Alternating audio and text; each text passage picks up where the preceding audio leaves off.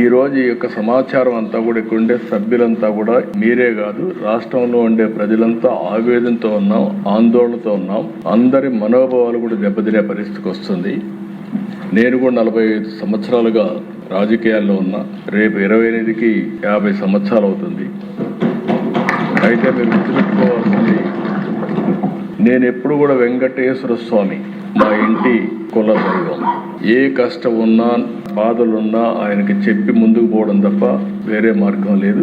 మళ్ళీ చెప్తున్నా, ప్రతిరోజు నేను ఒక 2 నిమిషాలు ఆయన ఫోటో పెట్టుకొని ప్రార్థన చేసి మంచి మనసునివ్వండి, మంచి పని చేయడానికి ఆశీర్వదించమని కోరుకుని అక్కడి నుంచి భారం అంతా దేవుడి పైన వేసి ఇంతవరకు పనిచేస్తా వచ్చాను. అదే నా శక్తి. దానివల్ల నేను ముందుకు పోతున్నానని చెప్పి కూడా మరొక్కసారి మీ ద్వారా తెలియజేస్తున్నా. అందుకే అనేక సార్లు చెప్పాను, సాక్షాత్ వెంకటేశ్వర స్వామి నా మీద 23 క్లేమోర్ మైన్స్ బ్లాస్ట్ చేస్తే నన్ను కాపాడింది ఆ దేవుడు తప్ప, ఇది నాకు పునర్జన్మ తప్ప ఇంకోటి కాదు.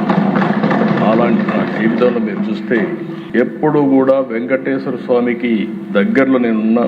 ఎంతో మంది దగ్గరికి వచ్చి ఉద్యోగాలు కానీ షాపులు కానీ అక్కడ ఇంకోటి చేయాలంటే ఎప్పుడు నేను ఇల్లు కాలేదు. నేను ఇప్పటికి కూడా ముఖ్యమంత్రిగా ఉన్నా, ప్రతిపక్షంలో ఉన్నా, నేరుగా క్యూలో వెళ్ళి దర్శనం చేసుకొని వచ్చాను తప్ప ఇంకోటి కాదు. ఎందుకంటే మనం చేసేదానికి సేవ చేయాలి.